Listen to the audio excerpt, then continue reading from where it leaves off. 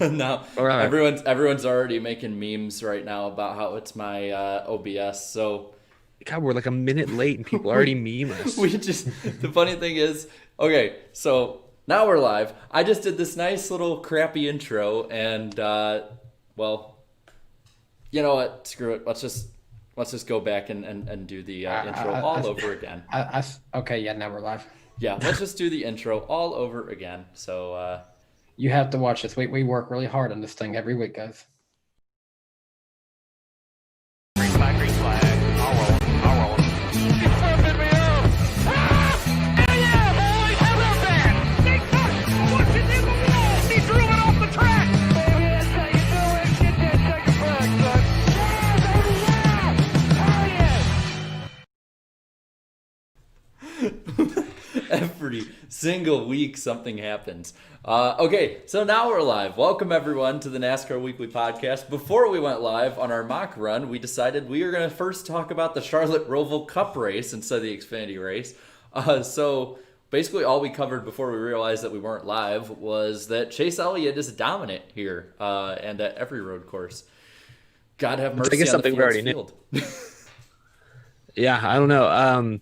Fourth straight road course win for Chase Elliott, second straight Roval win for Chase Elliott. I mean, it was a historic day all around for the NASCAR Cup Series. I know coming in, I think maybe NASCAR and NBC and maybe everyone sort of overplayed the it's going to be raining, it's going to be a downpour, it's going to be insane. I maybe ended up eating our words a little bit on that one. It never really rained during the race. It was certainly wet to start, but ultimately, the majority of this race was run in fairly dry, standard Roval conditions. But honestly, that's when the action really picked up. I want to know what you guys think about this, but I was impressed, especially after that messy Xfinity race on Saturday, which of course was run in some parts during undrivable conditions, in my opinion. But after that mess of a race, the first 10 laps, no incidents. Nobody spun out. Everyone took care of each other. I mean, I feel like everyone was going like 80% except Ty Dillon, who was clearly out for blood. He drove all the way up to the lead practically. That was crazy. But I mean, Ty Dillon just temporarily got replaced by Chase Elliott in that first stage. He's like, this is my moment. Or it was what they say during the radioactive Ty Hamilton. They called him Lewis Hamilton out there. That's right. He was flying through the field. But no, yeah, I was impressed. I don't know what you guys thought, but I was impressed that they all race like I said roast the past tense of races roast. They did have a nice roast after the Roval though.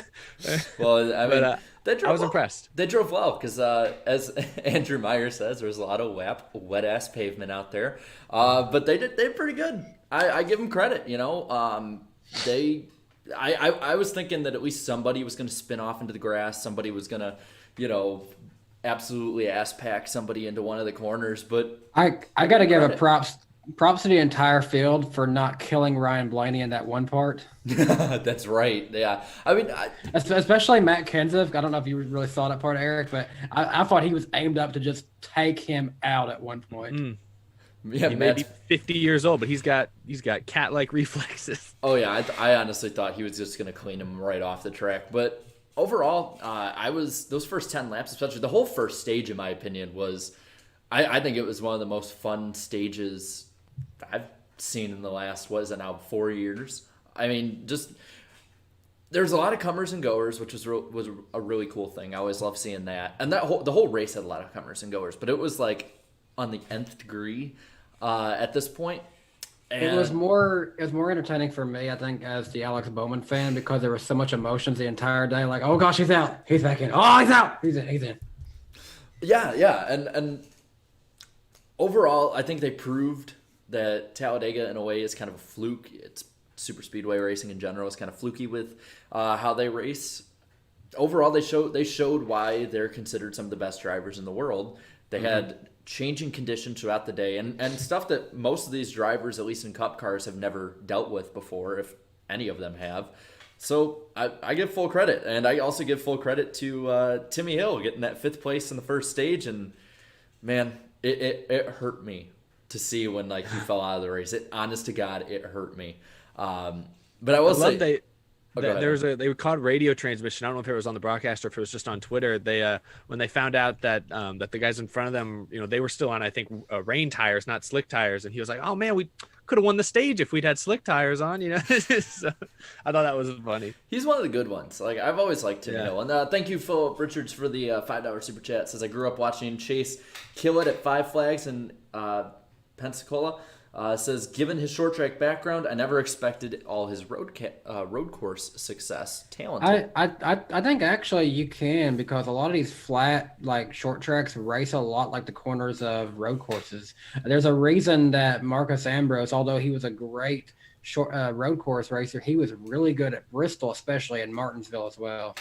Yeah, that's right. I think there's something to it. I do think it's a little surprising, just because Chase Elliott is kind of, I think his upbringing, his early racing career is very old school compared to kind of a lot of drivers today. Because yeah, it is a bunch of old short tracks, or a lot of just short tracks around the South and the Midwest. But it's, yeah, I don't know. There's a lot of drivers that race short tracks, and they don't seem to be anywhere near where Chase Elliott's at on road courses. I just think, 10 years ago, 15 years ago, you'd have road course specialists up here for certain cup races. You'd have the ringers come out and they'd have a shot at the win. You don't see that anymore, because I think guys like Chase Elliott and Denny Hamlin, Martin Truex, while they're not road course racers, they don't grow up racing road course races. I think there's enough, whether it's simulators, whether it's different driving schools or whatever it is, I think there's just enough information out there now that the cup regulars can really hold their own on the road courses better than they used to be able to.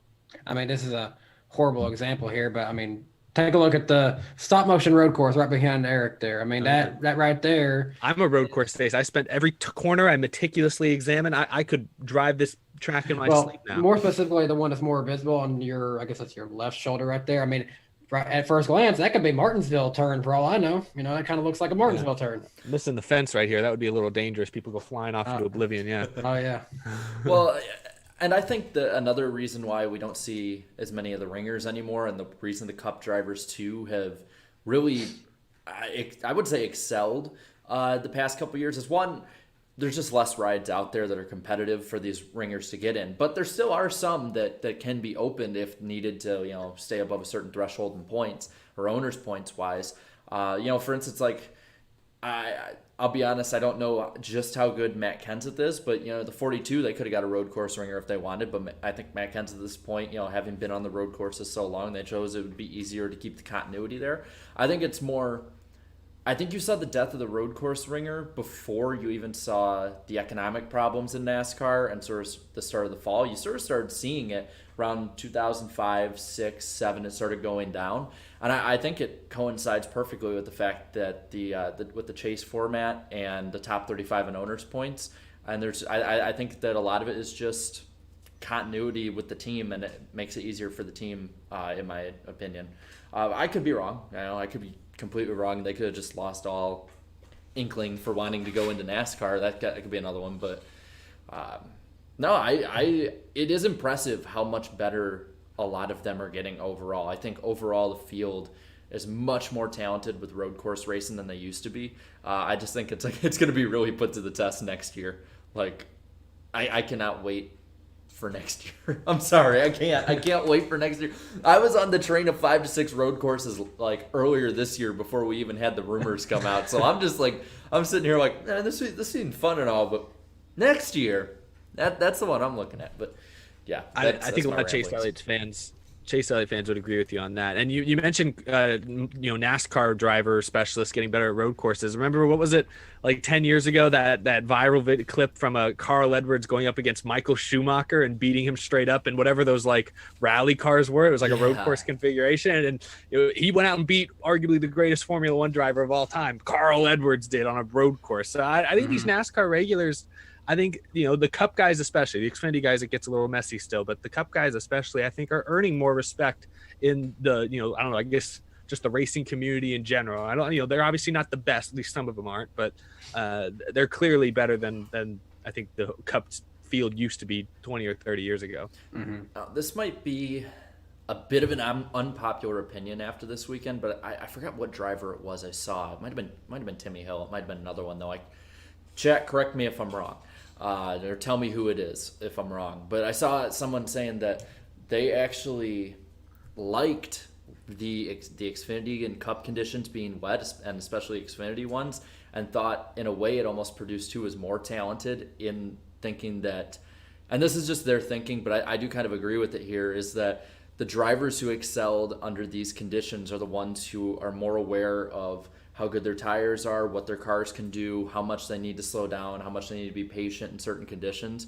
And I saw that, and it really made me think, like, that might honestly be true. I'd love to see the Cup guys be in the conditions that the Xfinity guys were in on Saturday, because I don't think it would have been as messy of a race. Maybe at first it would have been, but I do think Like that that's still that's still your best of the best of competition right there. So, Yeah.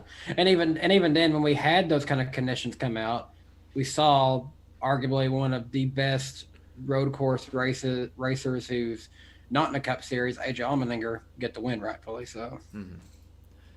Do we want to talk about the Xfinity race? Like, I don't care, like, whether you think it was bad or good racing. Either way, like, I had fun with it.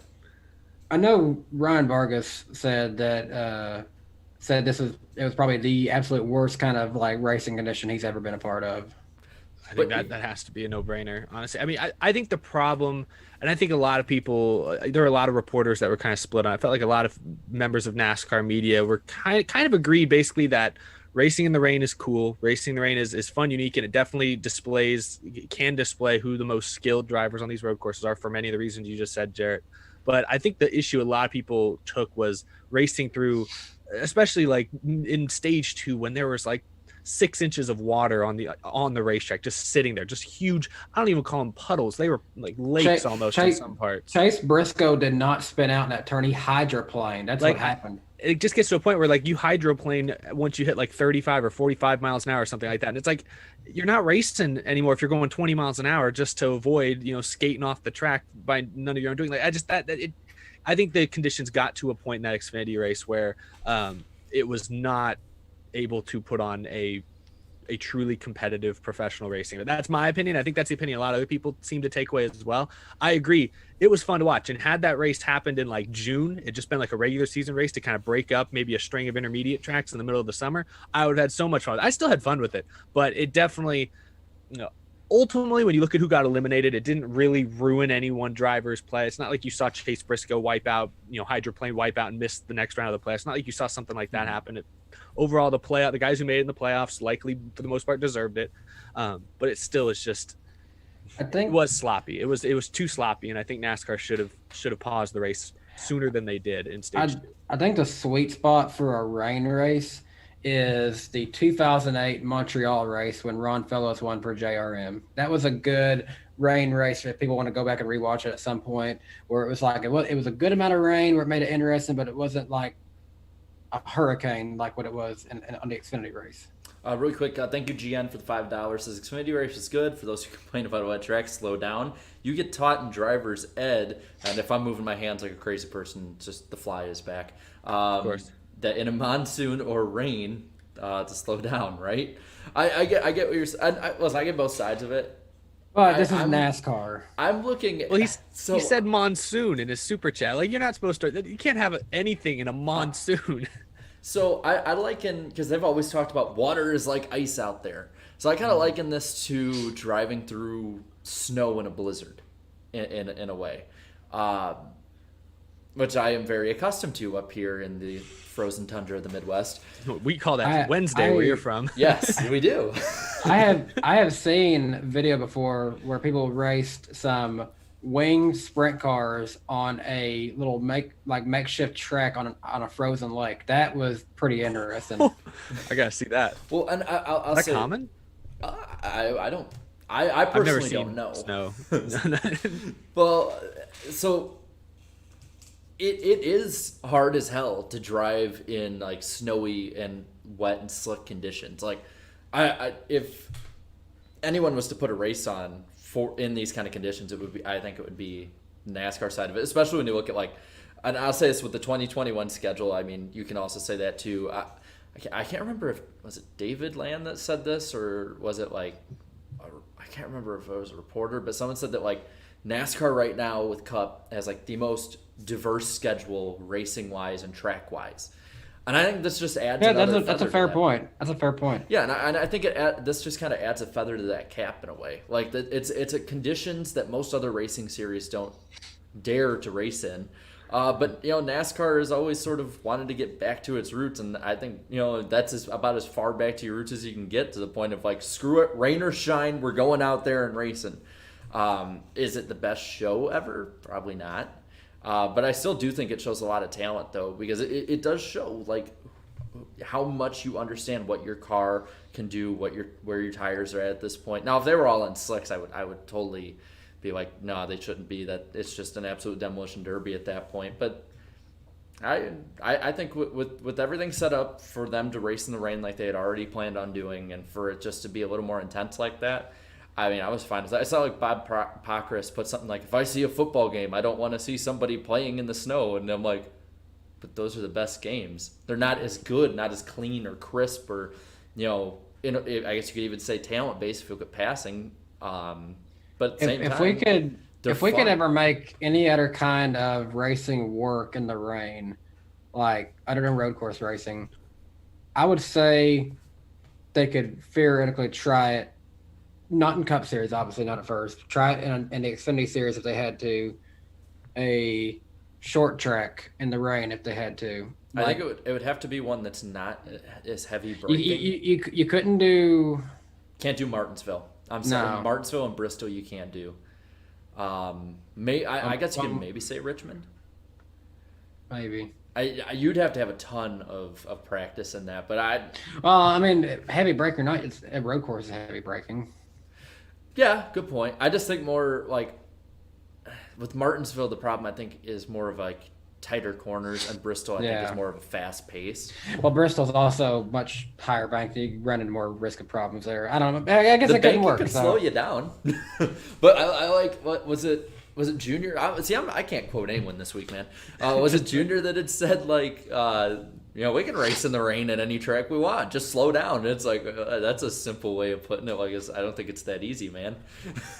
Yeah, it's like okay, we're gonna put rain tires and restrictor plates on you guys. Here you go. Now, listen, going back to the original point, I do want to see at least one Cup race in those kind of conditions to see how they would fare. I think that would be. They always seem to get away from it. They do. I would like to see that too. Like I said, I just like to see it in June or May. Mm-hmm. I think that was my biggest issue. Is this is a playoff cutoff race, and I know every race matters, but obviously playoff races on an individual basis matter more than regular season races, and especially a playoff cutoff race with so much on the line. That was probably my only issue with it. But I think you're right, and I think the analogy of playing football in the snow, it works. I think it'd be one thing. It's like playing a game in November or December that's kind of like week 12 or something in the snow is one thing. Playing the Super Bowl in the snow, love it. It's still like I'm not going to sit there and say it makes it like an illegitimate competition. It's not what everyone, you're not going to see the best both teams have to offer. Now that doesn't even work too. I just think overall there is a point where the football to NASCAR analogy does fall short in that sense. And I think that's probably where it does, but I don't know. I don't want to sound like I'm over here hating on it, or anything like that. I just think it was a little much for about a 30-minute span, because it gets to the point where you're driving, and it's one thing to be able to read the puddles, get how the track is changing, but sometimes you'll be driving, all of a sudden you happen to hit a heavy rain right in that infield portion, and then you go sliding off track. I felt like that happened to some drivers, and that's just, in some cases, that's just bad luck. That's almost like just being hit with a blue turtle shell. And I don't know, at that point, that's the part that I lost it a little bit. I don't want to sound like I was flipping tables or anything, but I kind of lost it lost some of its legitimacy for me at that point. But I'd love to see a breakdown of incidents per where people, like regions that people lived in the country, because I think I'm really curious about that, because I think there'd be like a really good, if for instance, if like it was like Southeastern or Southwestern and Western drivers having most of the spinning problems, but then like Midwest and Northeastern drivers aren't, I'd be like, see, ththese people grew up with this. like that'd be interesting. It's my theory. I guess my thing is like, and I see a lot of like, Pockrass is the big one I saw, and I'm not like calling him out like it's a bad thing, but I just disagree on it. Is wanting it to be almost like more, we need to bring it back to more pure and form racing, where NASCAR itself has been like, we're going for entertainment. I'm like, I'm sorry, that was one of the most entertaining races I've ever watched. Like, I could not stop watching. Granted, I couldn't stop laughing half the damn time, too. So I get people's point that it kind of delegitimizes stuff in a little bit. And really quick, I want to read these super chats. Thank you, Nicholas Gray, for the $10. Says, I thought the Xfinity race rain race was highly exciting, but applaud NASCAR for red flagging the race when the conditions got extremely out of control with the puddles. And I do agree with that. Like if it does get too out of control, I get it. I think NASCAR just needed to flat out put a cap on like, okay, if it gets to this point, we're red flagging it just to let people know. I just think they should have red flagged it a tiny bit sooner, and then they should have gone back racing a little bit sooner. I think that red flag honestly was a little too long given the conditions they put their drivers through for 30 laps beforehand. And then the finish ended up being just the worst, like peak of the storm, it looked like. I love that slap. Says, learn to race in all conditions, scrubs. Thank you, GN, for the $5 super chat. Says, the incident in stage 1 where like 10 cars wrecked in that downpour was the hardest I've ever laughed at a NASCAR race in a long time. Entertaining. I did too. Like I laughed. And thank you, Irvin Alvarado, for the $10 super chat. It says, would NASCAR and Goodyear need to invest in better rain tires like F1 because they have blue wet and green intermediate Pirelli? I'm sorry, I'm not well versed in this. So yeah, Pirelli's. So I apologize for being a noob on everything but NASCAR. It's Italian, I think, right? I don't know. Fragile must be Italian. Since we're going to more road courses, this is something they should look at. I do agree. I think the big problem is just different cars require different tires. But I think it is something that they should test out. I mean, I think you can simulate those kind of conditions outside. Just get like one of those big rain machines that Hollywood has and see if you can do something with that. I thought the rain tires worked fine. The ones they had, I didn't see any complaints or any issues with them, like, wearing out faster than expected. I thought it was okay. I forget who proposed this idea on Twitter, but I really like this idea, especially like when you're in the grandstands watching. So someone said like, "Hey, I can never tell like when I'm at the track if they're on slicks or if they're on rain tires." Someone proposed the idea of the rain tires having a yellow wall to the aesthetic of them. I think that seemed to make a lot of sense. So it's easier for people who are broadcasting it, watching it, whatever, to tell like, okay, Ty Dillon's on slicks and Chase Elliott's on rain tires. Yeah, I think that would be a good way of going about it. Because I think making the lettering different colors if like for instance white and yellow, I just don't think you can tell. So that would be an excellent way, both at the track and on TV, to tell. Have a little graphic maybe with it too, the way that I think F1 does that with their tires and different conditions and stuff. And really quick, we got 335 people watching right now. Lick that like button. We are about 20 minutes into this thing and we're not even over 100 likes. We gotta fix that. Like, let's go. No, but I mean personally, I don't think there's been at least cup wise, I don't think there's been a bad race at the Roval yet. Like in 3 years. Yeah.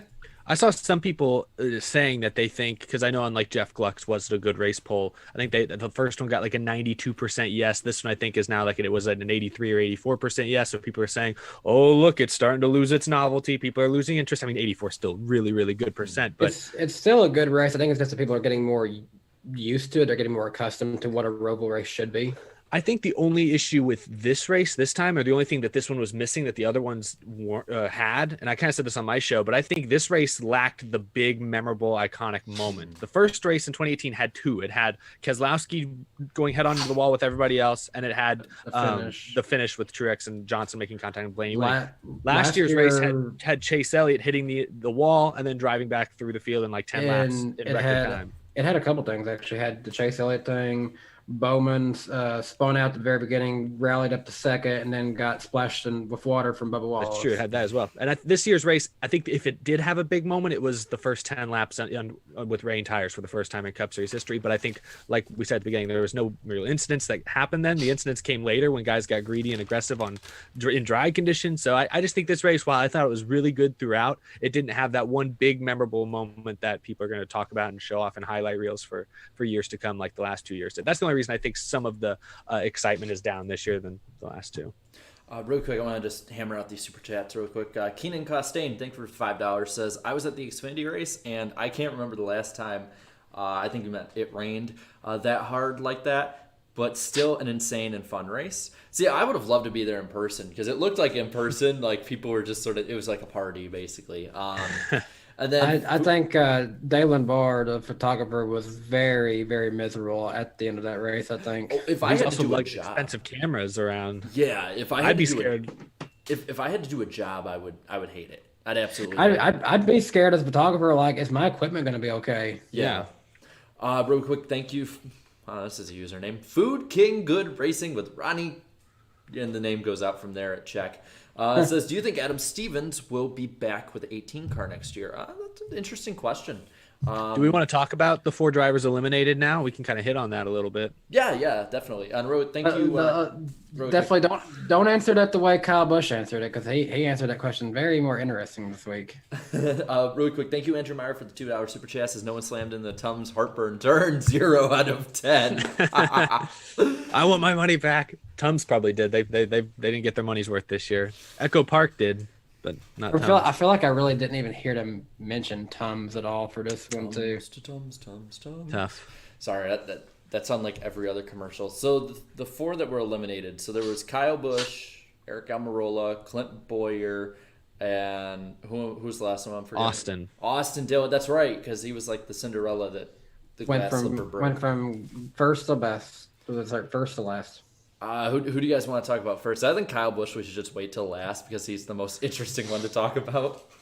Let's talk about collectively Almirola and Boyer, the 2 SHR guys. So, I felt bad now after Boyer because I've been like sort of Boyer slandering all year, if you want to put it like that. So I kind of feel bad now saying all that crap about him, and now he's going to be gone in 4 weeks from driving. But I'll tell you what, he put a hell of an effort up. It sucks that his power steering went out, but I give him credit because I think did he finish like 6th or something still? I think he got to 10th, but I think he still did get a top 10 out of it. And did you see the picture of him after the race? Like just looked like that was the worst race he's ever been a part of in his entire life. I was honestly contemplating making that picture the thumbnail this week, but I'm like, I kind of want to. He looked like 10th. boys. I've seen some stuff.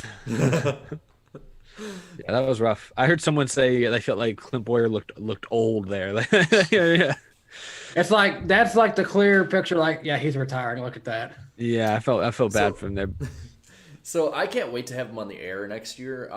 But I guess he had like a trial run during the iRacing deal on Tuesday. I think that's what it was really all about, was when they had him as a big part of it for the iRacing Pro Invitational. I think that was like his tryout. I think they also had him though, like this past Tuesday for the Coca-Cola series, because I was listening to I listened to Winval and Moonhead's podcast, the Gas Holes podcast.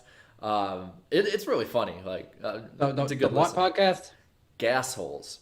Okay. Yeah, I not going that far yet. With pushing my cussing boundaries, but no, but I think he was saying something like, I guess Boyer like entered the broadcast and he sounded like completely hammered. So we could be getting the NASCAR version of Harry Carey. I would love it. I think he can be get that reference to you. No, I got you. I Cubs fan over there. I think he can be. I think he can be professional enough to not do that, but he might crack one after the race though. Sure as God made green apples, Clint Boyer is going to be one of the best broadcasters Fox has ever had. I'm just imagining if an SHR guy wins, like, be like, "Hey, buddy, crack open a Busch for me. I'll meet you down there." This devolved so far away from him being eliminated. But no, I'm not surprised that he got eliminated. Almirola, I'm kind of surprised, but I wouldn't say surprised. I'm mildly shocked. I don't know how to put it, man. But it's just how consistent he was and how it sort of just all went away towards the end of the regular season going into the playoffs. You kind of knew that it wasn't meant to be. We'll just say it like that. It wasn't meant to be for him to move on. But what about Austin Dillon? Well, I want to say one last thing about the 2 SHR guys. Like, I get they made it to the round of 12. Like, I get that's solid. That's not bad at all. But those are 2 veteran drivers, and neither of them have won a race in over 2 years. And Kevin Harvick in that same time frame has won about 100 races. And I look at it and I'm like, obviously they're not maybe quite in the same equipment. I mean, Rodney Childers I think is great for Harvick, and Harvick is great himself. I'm not saying they'd have to be as good as Kevin Harvick. That's a tall task, but Like I think, nobody's outright said it, but I do not think SHR offered Boyer a contract for next year. And I think the only reason Almirola's sticking around is because of Smithfield. I'll be honest, I just don't think their results. Cole Custer got a win this year. I mean, yeah, kind of circumstances went his way, but I just think those two guys, they're not bad. They both, Boyer's won 10 times in his career. Almirola has a couple wins, and he's, like you said, he had that super consistent run in the summer. But at some point, I think they're really excited about Chase Briscoe. I think he'll be in the 14 next year, and I think he could be maybe the next Kevin Harvick one day. But at some point, I think they're going to need to look. They're just going to need to keep looking, because I don't think Almirola or Boyer I just don't think those guys are going to excite anyone this year. I think low-key, like you said, I think Almirola having Smithfield, it seems like they're on him until he retires. It's probably his best thing, and also they might be looking at him like, hey. So you're lucky you got Smithfield, or else you'd be gone. We'd be calling Danica back up for that car. I'm just thinking Eric Jones lost his ride at Gibbs for getting 2 wins in the last 2 years. Why is Eric Almirola just accepting only two? Yeah, only two? Get out of here! I don't know. Well, and the thing that I'll add on to it, the Jones point there. The thing that sucks about Jones is, like, most metrics that you can look at for how he overall has done as a driver compared to the rest of the field and with his equipment shows that he's done a good job. He's just not Kyle Busch. He's not Martin Truex or Denny Hamlin. Like, it kind of sucks being on a team with three, I think you could argue 3 future Hall of Famers. Oh, probably. It was better when you had Suarez there to compare him to, so it made him look really good. Well, because I think that was the peer rating. That he was in the top 12 every year that he was at Gibbs for his peer rating, which really surprised me. I'm like, wow, he's a top 10 to top 12 driver every year. I do those Winston Cup points, which I know I don't equate perfectly. I know people. I have so many people getting on me about that. Even Reddit has joined the ranks of getting on me. But you look at it, and it shows on average where they finish. And Jones is up there in the top 13, top 12 again. It's like overall he is not in any way a bad driver. Like, I feel like the pressure that sponsors and teams are putting on these young drivers is just, like, almost insurmountable. Because, like, look at Christopher Bell. He's a year older than Jones. Like, 2 years from now, is he going to be a free agent? Yeah, well, I don't know. Look at it like this. Obviously, everyone knows now, thanks to the NBC broadcast and a few things after that, everyone now knows that Alex Bowman, has some anxiety problems. And I think a lot of that comes down to the fact of, it was probably stressful for a while not knowing, if he's going to be there for more than 1 year. He just got announced finally there's no more sponsorship worries for next year. He's got Ally, he's got the 48 car, but he is still contending for the championship. And, a lot of that, and a guy who's he's only 2 years older than me, 27, I get kind of a little bit of anxiety at times. I feel like trying to manage all the YouTube stuff, and that's, nothing compared to what he's got on his plate. Good point. And I don't want it to sound like I'm going after Boyer and Almirola saying they're not talented. I think they're good drivers. Like I said, I started off by saying they made it to the round of 12. That's noteworthy. That's significant. Last year, Almirola was in the round of 8. They've had good seasons. They just don't win. And I do think SHR is looking for guys that can win, because in this format, consistency will get you to the round of 8. And I know Ryan Newman in 2014, but that was technically a different format where playoff points didn't exist. So he was able to do it in 2014, but that's not happening in 2020. That's never going to happen beyond this year. So you need guys that can win, and those guys don't win. So I that's the only thing. I do think that Almirola specifically, because he's still going to be racing next year, I guess I'm focusing on, I think he's getting a little too much of a pass from people in general. Again, not saying he's terrible, but I want to see that same drive I saw in him in 2018 when he first got the car. Like, he was a reborn driver. He just, he was contending for wins about week in, week out, driving like an SHR driver should. Then 2019, it was like there was a few races that I think he did good, and this year we saw a stretch for a little bit where he was getting like solid top 5s every week. I don't know if you guys even remember that at this point now, but there was a stretch where he was looking like he was getting back, and it just went away. It was like, I feel like you could compare him and Bowman. It's like they swapped, like when one was good, one was bad, and vice versa. I think the problem just anymore with a lot of these drivers, aside from maybe the guys who are the top 5, 6, 7, is they're just all consistently inconsistent. Like Yeah. I've noticed the amount of drivers who are consistently up towards the front. It is dwindling. I mean, obviously with Denny Hamlin and Kevin Harvick grabbing up the monopoly of the wins, it's Yeah. kind of sway in that direction. But even Kyle Busch falling away this year, and it's like there's no one who really went up there and got more consistent and like up front. When I say consistent in this regard, I mean like up front contending for wins.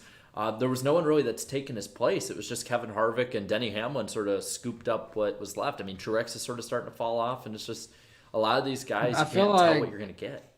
I feel like, Harvick and Hamlin were in a league of their own. Elliott, Keselowski, and Logano were kind of like the second kind of guys to kind of like, be contending for a lot of wins, when one of those two weren't. Yeah. But yeah, and then, They're saying Almirola. Oh, did I say last year Almirola made it to the round of 8? I meant 2018 when he won Talladega to get in the round of 8. But my bad. It was still same thing. our chatters the chat is our fact checkers. I noticed a few of them, and I didn't realize I said that. My bad. NASCAR fans will get you for anything wrong, so gotta be careful. And and then there's two others left. Austin Dillon, Austin Dillon making it past the first round, in my opinion, like that's a successful year. Bravo to them. Like the RCR cars are still not at the level I think they're trying to get back to. I think them joining up with Hendrick is going to do a lot of good for their program moving forward. But for them to do what they've done, I think that's a win. Yeah, I was excited by what I saw especially that first round. Even this round, he was running like 10th or 11th at Las Vegas when they had whatever part fail, however that worked out. Talladega's Talladega, and then even the Roval, he was running like 11th when Kyle Busch took him out. Like they showed speed in these playoffs that I hadn't seen from RCR in a long, long time. So I just really hope they take this speed, because I remember I think it was 2018. I think it was 2018. I don't know if it's specifically, chat, you'll come after me for this one too, that Austin Dillon he'd been eliminated already, but he ended this season with a few really good top 5, top 10 runs. And we're all like, oh, maybe 2019 they'll show up and be really strong. And then they didn't. 2019 was terrible for RCR. So I hope now they can take some of this speed they've shown these last few weeks and start 2021. It's the same car, going to be the same rules package. I hope they start 2021 with this top 10 speed, because then I think they'll make the playoffs even without a win. I mean, even if he doesn't get a win, they'll go deep into the playoffs, and with Reddick another year, and it sounds like Suarez is going to have an alliance with RCR, and Petty will still probably have an alliance with RCR. If all those teams can be boosted up by this newfound competition, that's great. That's great for NASCAR. Yeah, and I think that just overall that again, that's another thing, the consistently inconsistent that I was talking about. I think it goes for race teams too. I think that next year, it seems like next year is going to be about the same conditions overall, like when it comes to practicing, qualifying, packages for the most part seem to be about the same. So I wouldn't be surprised if he was up there more. I will say I was surprised. I guess I can't say it like that. I would be surprised because 4 or 5 weeks, I think it really overshadows a lot of the not bad but mediocrity that he's had this year. He's had good runs, but it's like, for instance, you look at that run at Texas when he won. Like, he was not one of the leaders in that race. He was not somebody who all race he was just like 8th. Yeah. He was there. He was. I won't say he was in contention, but he was looking out from the outside window in. I think what they need to do overall is just across the board, just keep raising like a step each year. I think getting Reddick up there really helps. I think it's a breath of fresh air for the team. That's who I'm going to watch next year, because Dillon, his whole career has just been like up and down. I'm really curious to see how Reddick does comparably, because I think if Reddick is doing what was he, 18th or so this year? I mean, it was running around there. I'd be really, really curious to see like if he takes that next step up, because if he does, he might be the leader of RCR next year, doing these runs that Austin Dillon's been having this year. He could. That's true. I want to give one shout out, talking about this racing, a guy who's already out of the playoffs. Chase Elliott won the race and all. He did not, on his own, get the most laps led at the Roval. He tied with his teammate, William Byron. They each had 27 laps led. And so between Chase Elliott, William Byron, and Alex Bowman, they led a total of 56 laps. Hendrick Motorsports did this weekend. And the 88, the 24, and the 9 obviously all got top tens. Like when it comes to having 6 road courses on the schedule, Hendrick Motorsports is looking really good. Like, Chase Elliott, obviously the favorite, but William and Alex are both coming in as their own as road course racers now, it looks like. Yeah, and if I'm telling you, if that Kyle Larson guy signs up on that 4th car, that might be really interesting next year. He'll take care of the ovals. I think if you get all 4 of those Hendrick cars in the playoffs and they can all get to the round of 12, like they all got a fairly good shot of making it through to the round of 8, in my opinion, because that's 3 good tracks for all 3 of the current guys. Larson probably too. Like it could work out pretty interesting next year. I think getting 2 of them to the round of 8 this year, getting Byron over that hump of getting a win, even if it's super speedway, I think overall this year should be.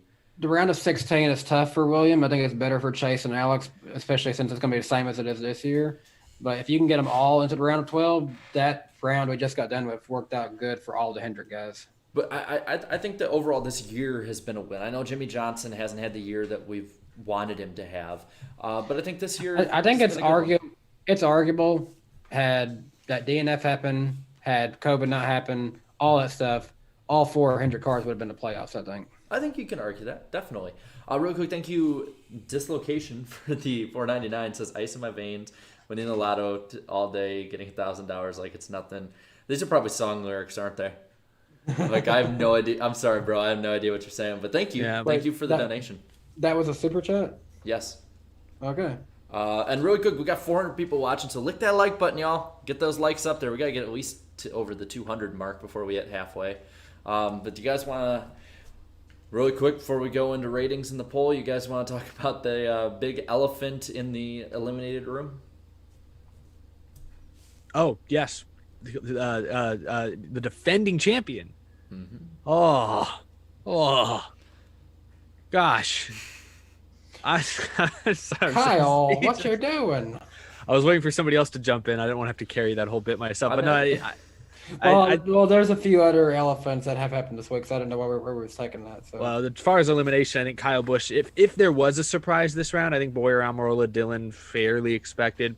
I know a lot of people thought Kyle Busch, most people, I think, didn't have Kyle Busch running for a championship this year, making it all the way to Phoenix. But the round of 12 elimination is officially the earliest the defending champion has been eliminated since they started, since Harvick was crowned champion in 2014. Yeah, because obviously we saw 2013 Keselowski didn't even make the playoffs after winning. So it's been. But yeah, so it's a little surprising to see Kyle Busch. The chase. I'm saying it wrong. It's a little surprising for Kyle Busch to be out, but it's also, I don't know, when you actually look at the, it's surprising in name only. It's not that surprising when you actually look at the numbers this year. But I will give Kyle Busch credit. There's nobody in the NASCAR Cup Series, I believe, who's better at dragging a killed race car into the top 5 or even to the lead at some point or another, because he's did that again this weekend. Because late in this race, he was leading, yes, on older tires, but he had driven himself up into the top 5 on equal tires. Me and Jarrett were at Talladega, and we kept seeing that beat up 18 car still trying out there until he finally couldn't go no more. Don't take me out, I can still race. He is that quote embodied in a driver. But so I'll give him credit, because Kyle Busch, he's a little, he's up and down emotionally, I think, behind the wheel, but when it really comes down to it, he puts the work in and he gives it his best effort. And honestly, I there was that super chat earlier about whether or not Kyle Busch and Adam Stevens stick together beyond this year. Kyle Busch has certainly shed some doubt on their relationship in his recent media appearances, but I certainly think it's possible he'll be gone. And I thought, honestly, he kind of took the race out of Kyle Busch's hands late in this thing when he didn't pit for with the leaders with about like 30 laps to go. He put him out there on old tires with not enough fuel in the tank and said go, even though he was 4th before that caution. Like, I don't know, I didn't understand that pit call. So that certainly, I don't think Kyle Busch would have won that race. His car's too beat up. I don't think he beats Chase Elliott, but they certainly took it out of his hands, which I was a little bit disappointed in. Not that I was really rooting for Kyle Busch, but I certainly wanted Kyle Busch to kind of be in control of the situation and either make it or not make it. I felt like Kyle Busch, NASCAR's trying to manufacture more Game 7 moments. Kyle Busch right there, I think, had done it for himself. He created a Game 7 moment where if he had been able to beat Chase Elliott straight up with a damaged race car, that would have been I mean, that would have been super impressive. That would have been something we look back on when we look at his Hall of Fame montage. That would have been front and center on there. The race where he beat Chase Elliott in an elimination race with a beat up race car. I don't think it would have happened, but I don't know. At least Kyle Busch went down swinging this weekend. That's all you can really do. Yeah.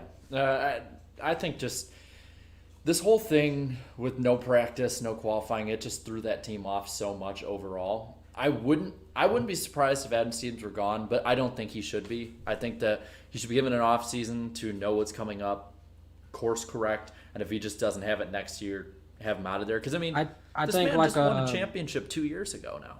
So, I've been listening last to- year. Last year. I've been listening to a lot of the local like sports radios, and they're talking about football coaches and like, oh, should this football coach go if this team doesn't do this and that? I think you got to look at crew chiefs the same way you would a football coach. This year has been a wash for everything, and definitely having no practice, no qualifying. Like, there's not enough to really gauge, I think, true performance. And like Jarrett said, let him come back next year, and then have an idea.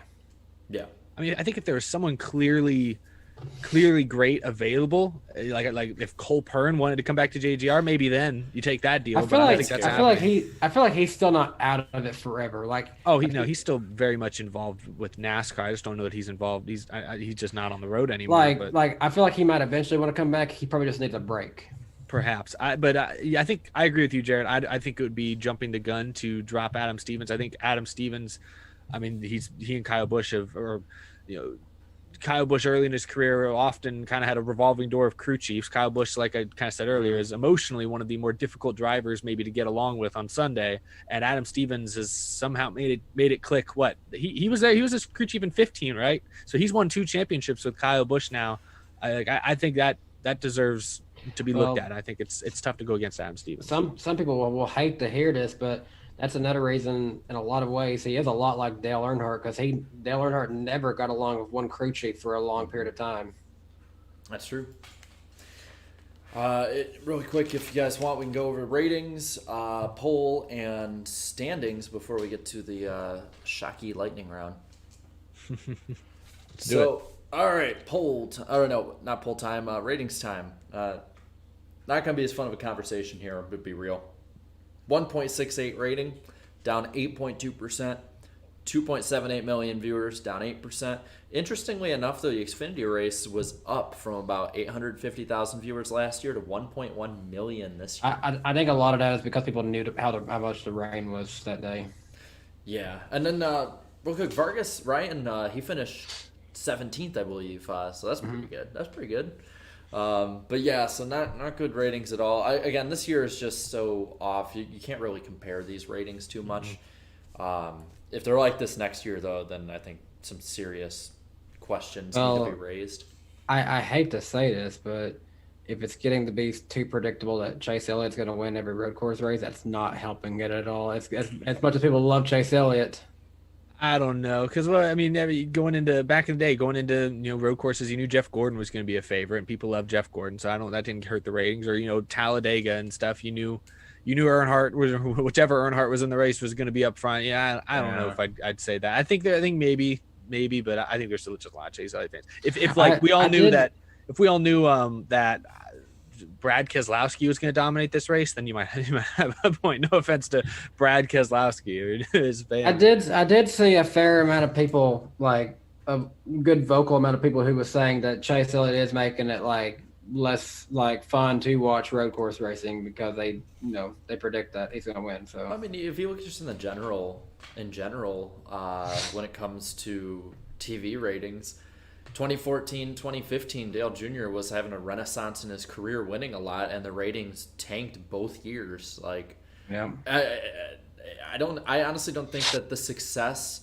obviously if the most popular driver is having like a terrible year, I think it'll have an effect and fans might not watch, but I don't think that, I think we put too much stock in how good performance of ratings and attendance is based on the most popular driver. Especially nowadays when a lot of it can be streamed. That's something that I saw a lot of people talking about, is maybe a lot of it was streamed, especially with, a lot of people having money problems and cord cutting and stuff. But at the same time, this is on NBC. But maybe people just are getting rid of TV altogether. I don't know. That's something I don't really watch TV other than racing. You know, so I mean, it again went up against. It was Sunday afternoon. When was the NBA Final game was Monday, I believe.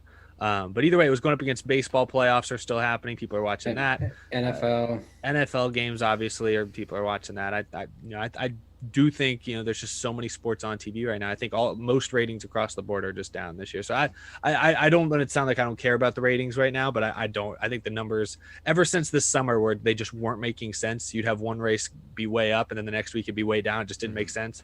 I've kind of just like this year I'm going to forget. We're going to look at 2021, I think. Yeah, I think a lot of it.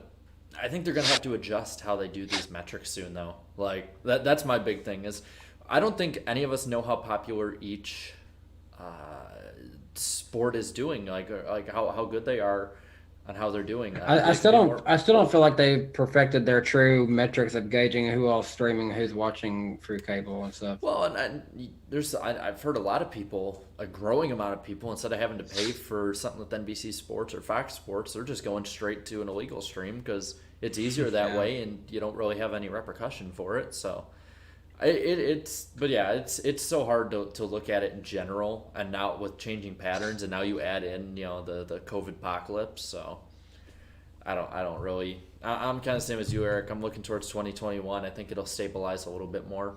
We know what we're dealing with, but God, please don't put the Super Bowl against the Daytona 500. Hey, I saw something that said NBC ratings, I think, are still now. This might have been before Roval, so Roval might have killed it. But I think they said NBC ratings were still up like 1% minus their one midweek race this year to next year. So if you, I don't know, who knows? Who cares? I just think with basically every major sport going on right now, there's just too many places to pull eyes from. Because if you look during the year, I think the most you have during the year at any point is 3 major sports going against each other. If if you look at NASCAR, there's a span where they're going only against the MLB.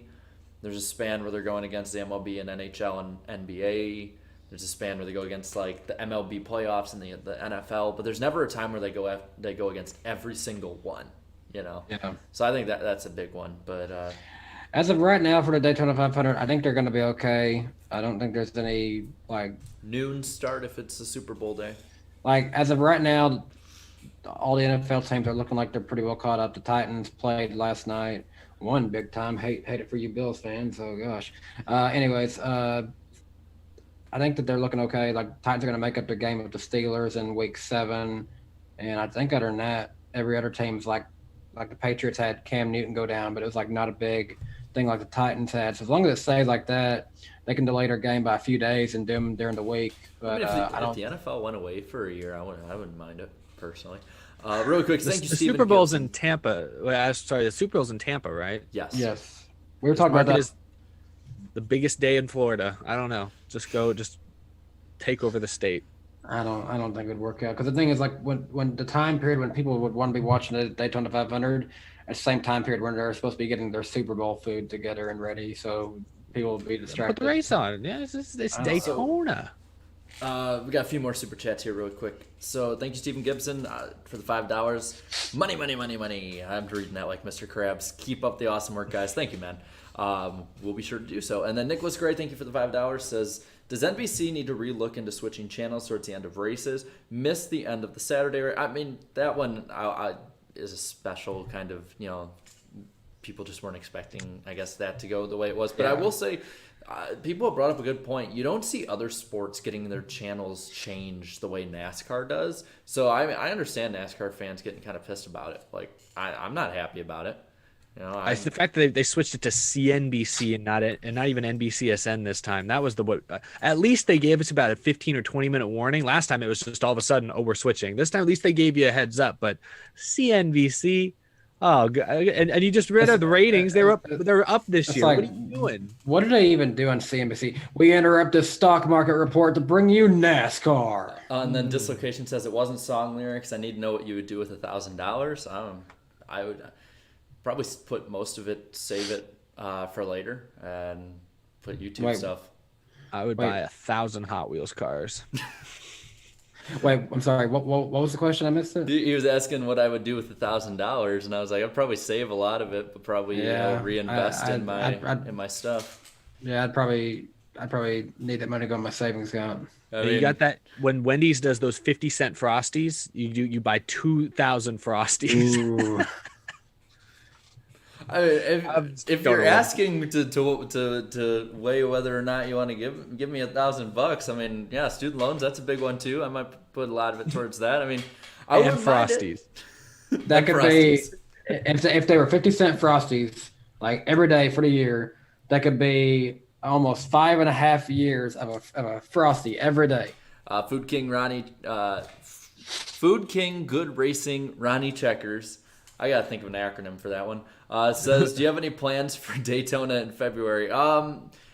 Preliminary ones. I want to go. I know there's some people going that would go too. So if I don't know, there's so much stuff that could change by then. I'd probably know better by the end of December, start of January. But I'd keep people updated. I think realistically, my what the heck? Oh, sorry, I just got distracted. Amber Alert on my phone. Didn't know what that was. Well, really quick, there's 2 super chats and one's for you, Danny. So Rhino Productions says $4.99 says when NASCAR moves from NBC, we know they should. I say they go back to CBS. They have the sports network, and it could pair with the SRX 90s vibes. That is an option. I have to think NASCAR is negotiating heavily at this point. I mean, CBS is now starting to get involved and wanting to cover motorsports. Matt Meyer is someone who's involved with them now, and he's doing a lot of NASCAR coverage now. I've noticed that, and I've noticed there still has been ESPN people jumping in about some of this stuff too. So I don't know, man. It's going to get interesting. These next couple of years are going to be very, very interesting. Nitimus Prime says, "Love you, Danny, but yesterday as a member of Bills Mafia, I got bleeped seeing your Happy Titan tweets. But I'm good now." And then he says, "Go Bills." So 42-16 for those who missed that. And Derrick Henry destroyed Josh Norman at one point. Cool. Yeah, I mean, that's an accurate assessment. So we got the poll here, and I'm pretty sure podcast chat wants the poll really quick. And for those of you listening, leave a comment on the YouTube page because we got a Spotify now. I had to remind people. I didn't have enough time to put it in the description. I'll update the description later. But yes, we are on Spotify now. Eric, I think you said you even tested it out. Oh, why, yes, I did, Jared. As those of you who watched last week know, I wasn't able to make the show, unfortunately. I was out of town. But on my drive home earlier this week, I went onto Spotify because it was extremely convenient. And I was able to catch up on last week's episode with you guys. Slap, Claudia was on, Jinsey was on. It was a good time. Made my drive that much less painful. And it was in a way where you just had to listen to us. There was no distractions of our handsome faces that could take your eyes away from the wheel. No safety hazards whatsoever. I did hit a squirrel. I don't know if it was a squirrel. It might have been something else. It might have been a possum, knowing where I don't know what it was, but I assure you it was not because I was distracted. It's because that dude, he just had a death wish. He just targeted my tire. He played Froggers and he lost. Yeah, I honestly didn't sleep all night. I felt very bad about that. But the podcast was clear and beautiful. Music to my ears. I feel like we need a moment of silence for that squirrel. I think it was a possum. I don't know. I don't know what it was. He was an armadillo. Shoot, I don't know. I mean, I just don't think that haunts me. You're in Texas, so it might be an armadillo. Yeah. Or as Irvin Alvarado said in the chat, you hit Digger. Oh gosh. My gosh, Eric, he was just trying. Prayers have been answered. Eric, he was just trying to get a shot for out of the group, and you messed it up. Let's go with the poll real quick. So I asked, what did you think of the 2020 Bank of America Roval 400? 52% of you thought this was a great race. 34% of you thought it was good. 10% of you thought it was average. 2% said below average. And 3% of you said this was a bad race. 6.9 thousand of you voted. Nice. And nice. Net positivity was 86%. Net negativity was 5%. I was looking back compared to last year's Roval race. It's about a wash. Last year's Roval race was 89% approval. 5.9% Kyle Busch fans. Pretty much. So the net positivity on this race ranks at about 15th all time on the polls list of 64 polled races. So it's a tie up there. You guys liked it, and the Roval was, in my opinion, always put on a good race. So look in here, and by the way, I already know whether or not the last one is positive or negative, but man, I'm looking forward to that every time. At this point, you got to tell us the channel name because it helps a little bit. okay, that'll Profile be your picture guys' too. So Blue Cup had the top one, and I hearted this, so it has to be pretty funny. Kyle Busch last year, bow to your new king, or bow to me, your new king. Kyle Busch this year, spare wins, man. Yeah, that's tough. I get that reference.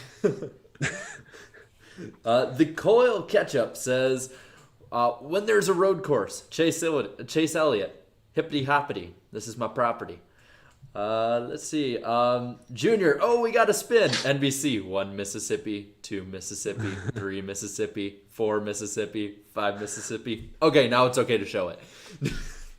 All of a sudden, I'm sitting there just trying to eat my Cheez-Its on the couch. All of a sudden, bam, Matt Kenseth head onto the wall. How did that happen? We never found out. To this day, we still don't know. That's one of the greatest mysteries in life. Yeah, we still have no clue how that ended up. By the way, that comment was from Samuel Richmond. I like crediting these comments because I like the greatest mysteries in life. Who threw the pie at Kevin Owens and who spun out Matt Kenseth?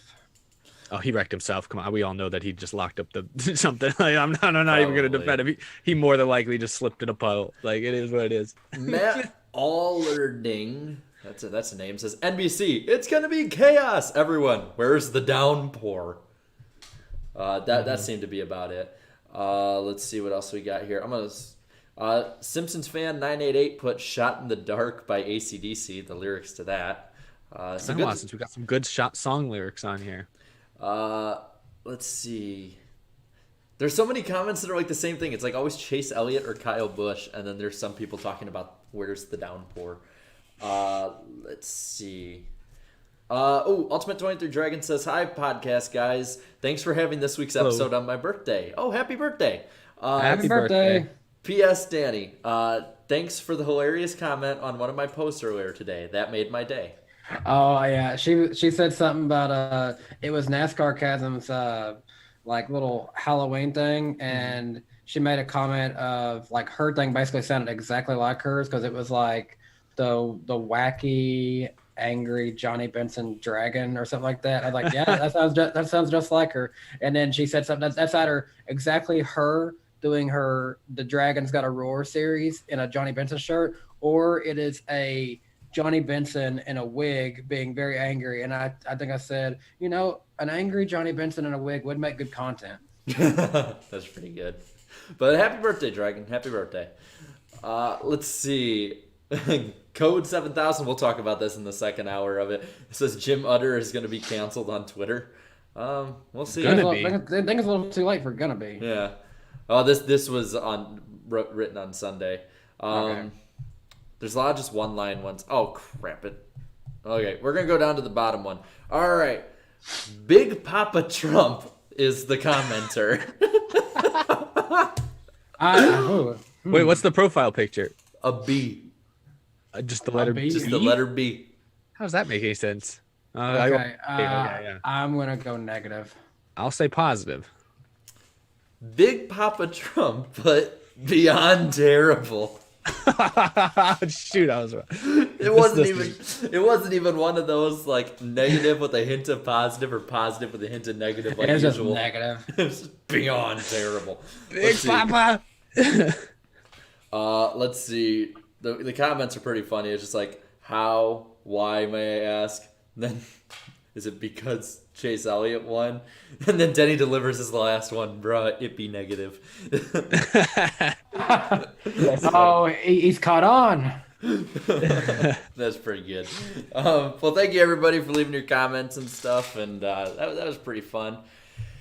Well, we're halfway through this thing, and dang, we're making good time. Yeah, and we got a little bit to talk about in the second hour, but first, the Thunder has rolled over to my channel this week because it's lightning round time. Oh boy. There it goes. Yeah. It's working. Danny is electrocuted.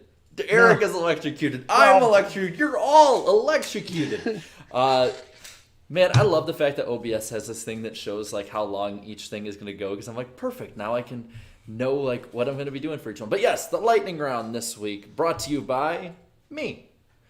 One day we might get a sponsor.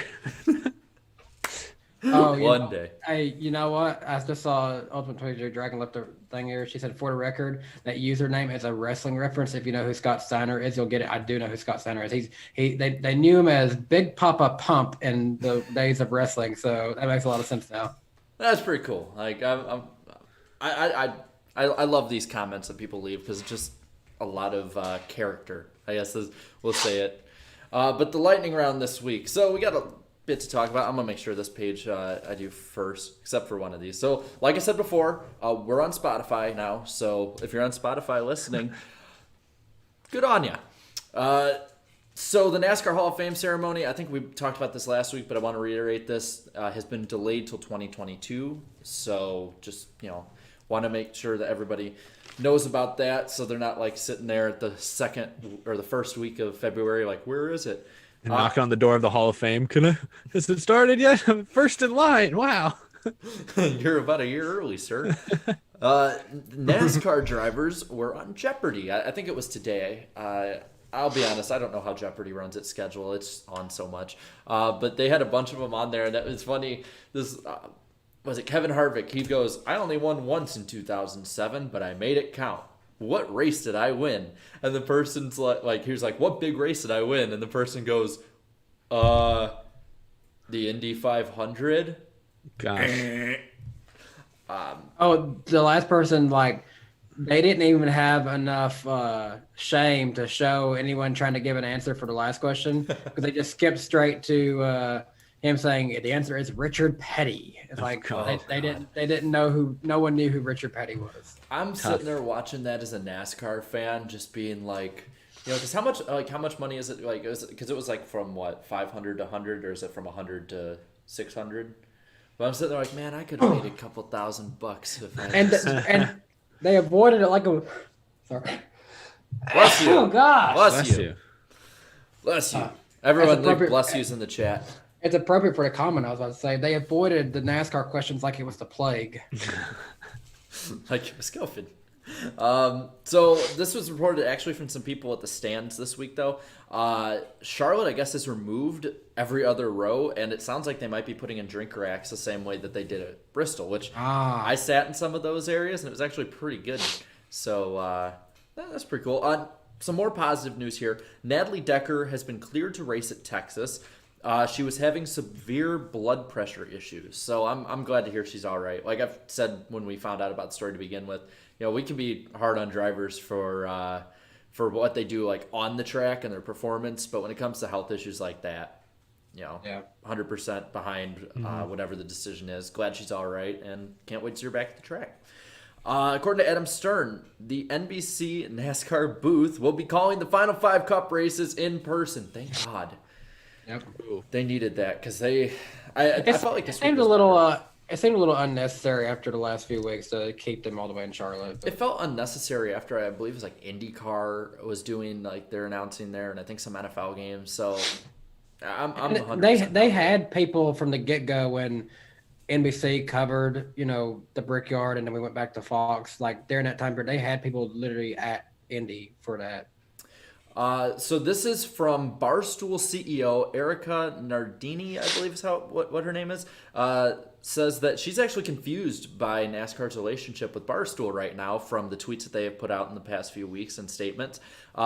Says that their relationship with NASCAR, with the benefits it gives them, actually transcends anything from social issues to image outside of what they do. At this time, it's on pause, and when people are allowed back at the track, they can, rekindle it. They're talking about bringing back more of that podcast with Clint Boyer. Dave Portnoy, I guess, is like absolutely in love with NASCAR right now, even if he's not covering it live. So that's something. That's gonna. In a way, like I guess to kind of show some like kind of behind the scenes of what we do, like, before COVID, hey, we would get, the fantastic opportunity to have some hot passes to some races and, get a little bit more in-depth feel for what it's like, what's happening in the garage area. I won't, deny that, but it's like, until all of this is resolved, we all know that's on pause for us. So, might be something kind of similar to our situation with them too. I wanted to note this because we've had a few fields that were lacking entries the past couple of weeks. There will be 40 cars at Kansas this week. And by the way, for anyone, because I know this is another thing on here, according to Bob Pockers, 10,000 seats have been sold out for Kansas. So if you're one of those 10,000 seats, if you're going to Kansas this weekend, come up and say hi. I'll be there. I'll have this hat on. Believe it. Yeah, I'll have this hat on. Iceberg mask, probably an Iceberg shirt or this sweatshirt. So you'll be able to know who I am if I'm walking around. Just come up and say hi. We'll socially distance, of course, talking to each other. But yeah, just say hi. I always love talking to people at the track. So the first 2021 diecast pre-order is available right now. It is Kevin Harvick's Mobile One Ford. And it's some minor changes, but it's about the same as last year. I mean, if we're being completely real. AJ Allmendinger has talked to Colleague about possibly running the Cup road course schedule in 2021. So that's going to be something. I could see them getting a charter from Spire or something like that. Watch like all the hype comes about Chase Elliott and about, about Coda and stuff, and then like Allmendinger comes up and it's just like, this is mine, and takes it. The Martinsville, they don't need a charter even if they just want to do the road course races. They just need to find a team to align with, since I don't think Colleague's going to entirely prepare their own Cup cars just for a few one-offs. If they really wanted to for, only 6 races, could they, I don't know, realistically, like talking about Penske Racing, could they field a 4th car for get Austin Cindric in a few races? I think so. I think they already said they are. Yeah. Oh, they are? Yeah, I think so. Yeah, I think they should, if they're going to do that, put out the 02 car again. Just have 02, 2, 12, 22. There you go. Yeah, because I think 77 is taken by Spire, right? Yeah. So, Josh Balicki is running a tribute to police at Martinsville, and it's actually a really tastefully done scheme. It's very simple in the form of a car, just sort of, paying tribute to those that have lost their lives in the past year, I think it is. So, there's that's going to be coming up. I'm sure that no controversy whatsoever will become of that. Congrats to John Hunter Nemechek. He got married, so I think he has a kid on the way too. So he's having a lot of good stuff go for him this year. I already talked about Kansas Speedway. Brandon Jones will be returning to JGR in the Xfinity Series as well. I think that's fair. I don't. Yeah. The sad thing is like there's some guys who are getting better with the JGR Xfinity program, but it's like there's no place for them to go unless money can really get flowing at Hamlin Jordan Racing. There's going to be nowhere for them to go. And Brandon Jones with 3 wins this year, I believe, and is currently the only Gibbs car in the round of 8 for the Xfinity playoffs. If anyone deserves another year in with that team from their current crop of drivers, he's obviously it. Definitely. Yeah. Kyle Busch is going to have a Halloween scheme. It is a zombie-themed Skittles car that is gray with like headstones on it and stuff, and pretty cool. I like zombies. It would look really good under the lights, I think. Yeah. Yeah, I like it. And then actually 2 things on here. So the rest of the podcast schedule for the year, we have 4 episodes left after this, just letting everybody know. Next week on Danny's channel, the 21st, we got a few guests lined up. I won't put much more past that unless we want to talk about it at the end of the episode tonight. 28th, my channel again. November 4th, Danny's channel again. And then November 11th, finale lined up on Eric's channel. So be sure to we got to save the best for last for you there, Eric. We got to make you wait a little bit. I don't know. I'm pretty excited for next week's show, but we're not going to announce guests just yet. We hate to put anyone.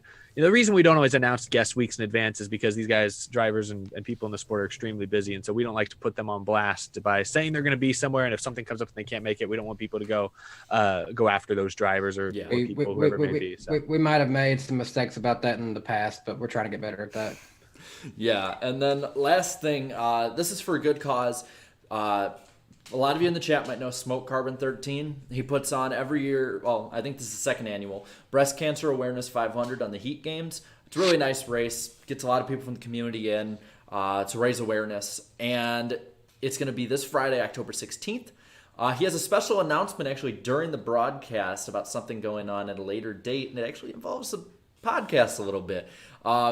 It's all for a good cause, so if you're going to be, if you're not doing anything Friday night, head on over to Smoke Carbon's channel, because... What track are they running at? I believe it is Charlotte, if I'm not mistaken. It might be Talladega, though. I'll be honest, I mixed, I don't know too many of the details right now, other than the fact that it's for a good cause, and he always puts on a good show. I know one year he got Eric Almirola for one of his races to be the Grand Marshal, so that was pretty cool. I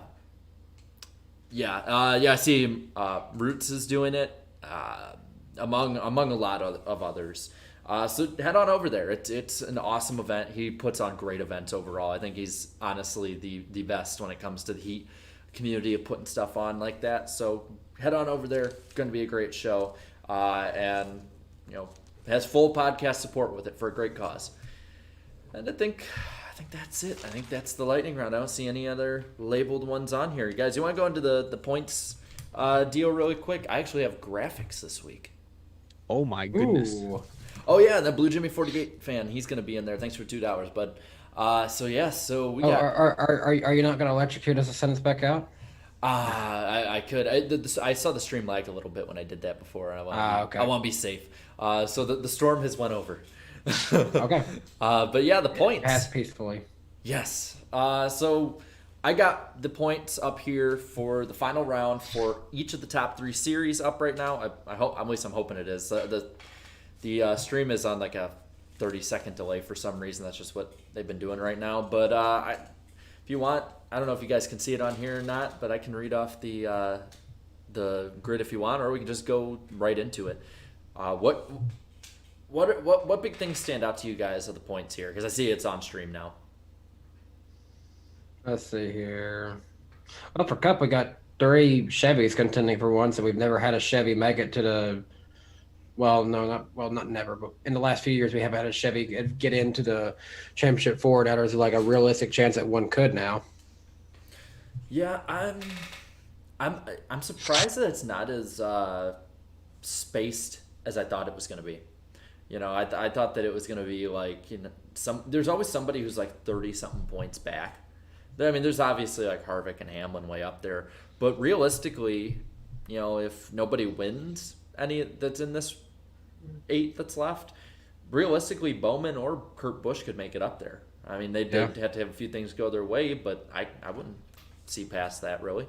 It's a strong round for really all of these guys in the top 8. Like it's gonna be I think one of the more competitive round of 8s I think we've seen in a while. And I'm looking at this like plus 32 for Hamlin. There's a realistic chance, and I hate to say this, Hamlin could possibly not make it to Phoenix. That's a possibility. Yeah, he's been too inconsistent with it so far this year. That's just his biggest problem overall. That would be his. Why is it gone? I'm looking at the thing. Yeah, I think so. No, he'll be back. But no, that's what.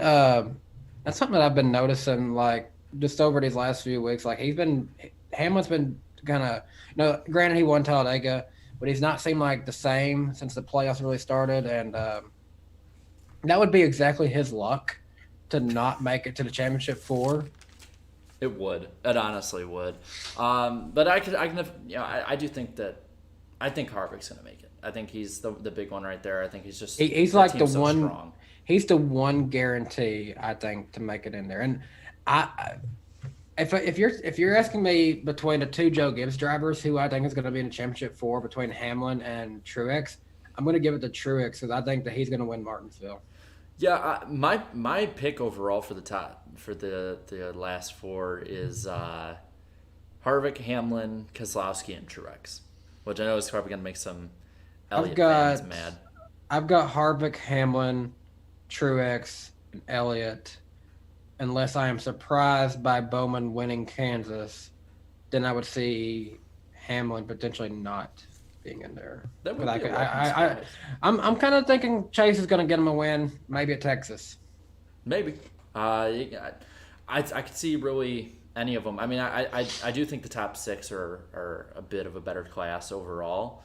than the rest, than the other two, but the other two definitely have. They can hit it. Look, they can hit it. look who's right there in 8th though, Kurt Busch, and the only reason he's there is because what did he do in the first round, the first race of the last round? Yep, exactly. You know, think of it like this: during that last round, you know, the one normal track we went to was not won by one of the regular two, so anything can happen at Kansas. Yeah. Now I'm looking at the other two series and the truck series. And by the way, thanks G Swizzy for the dollar. That's awesome, man.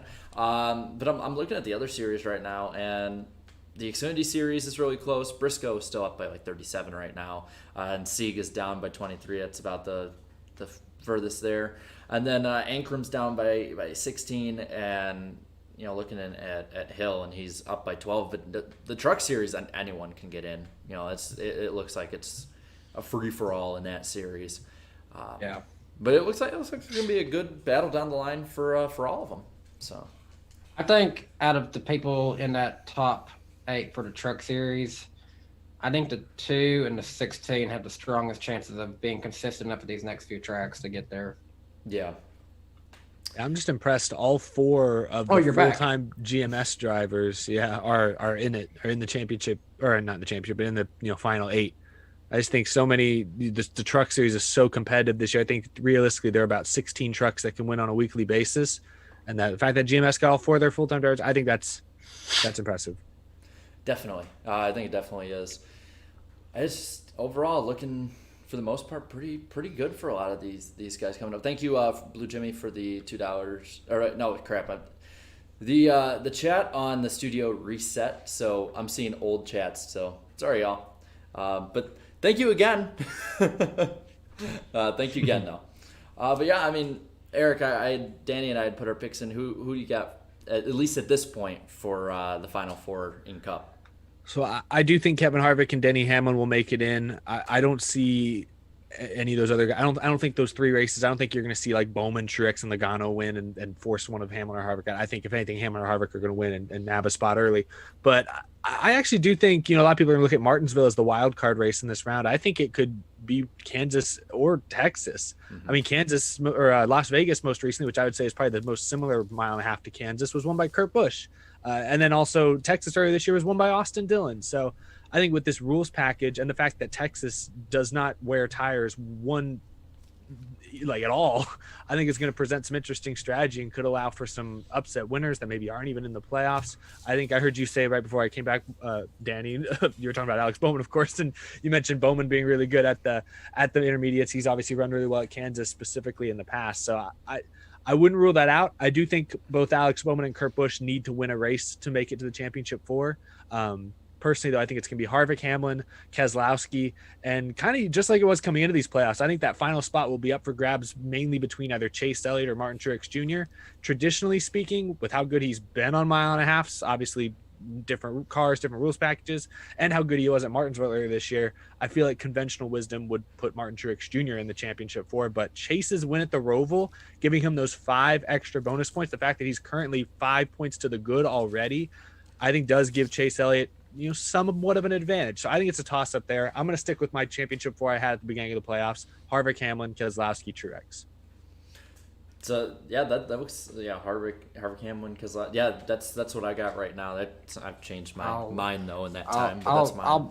I'll be more optimistic. I'll go with Harvick, Hamlin, Truex, Elliott. Again, when we get into our actual race picks, probably gonna more make sense. But the 88 has to make their swing this weekend. This is their only chance, I think.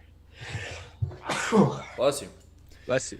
Thank you. Yeah. Well, if we don't have anything else to add, I can take this graphic down. I have no idea if we'll pop back up because OBS had something pop up on my screen, so we'll find out. But I have to say that obviously everyone's sort of locking in Harvick and Hamlin, but like you said, especially Hamlin has been very inconsistent. Harvick this year, I found this out. I was doing some research for a video. I think last week I found this out. Is that like his worst finish so far this year is 26th, and that was the only finish he had outside the top 20 all year. Like, jeez, that's consistent. But yeah. All right. Ah, crap. It's for some reason the thing isn't showing up again. The hangout. I think I'm gonna go try to take care of my allergies anyway. So Okay, yeah. But they can still hear us, so at least that's a good thing. But for some reason, the OBS is not putting up. Mine's still showing me the playoff standings. Yeah, it'll update in a second. For some reason, it's not showing us on screen, but they can still hear us. So. Oh, now we got black screen. Yeah, that's it. For some reason, it's popping up like that. That's beautiful. Yeah, beautiful black screen. We got the logo. I can make the logo bigger. Yeah, just make the logo bigger for now, just so everyone knows what they're watching. All right. So you're gonna see live on air logo changing. All right. Hey, we brought the Spotify to YouTube. Yeah. We went too far in some places. So here you go, guys. There it is. Now watch. Next time I host, I'm gonna completely forget to change this. But yeah, OBS for some reason just isn't cooperating, unfortunately. Is it gonna is it gonna be able to bring us back at some point, or are we screwed? I have no idea. It popped something up like something connection lost with the Zoom meeting. Not like we're still live, but for some reason OBS is not showing us. Watch, it's gonna pop up with us all of a sudden at one point though. But wow. Yeah, I don't know what's up, but this show must go on. So should start doing impressions and try to see if we can trick people into thinking we have like Dale Earnhardt Jr. on the show. If anyone has a good NASCAR driver impressions, now's the chance. Welcome to the show, Richard Petty. Wow, yes, we have Richard Petty on. We'll play clips from the movie Cars about that. Perfect. No one will suspect a thing. So we got. I won't wait for Danny to get back before we talk about the other stuff, but we got two big stories. So I'm sorry, I laughed the way you said. I was like, did he say the other stuff or the other stuff? Jim Other Stuff. What a name.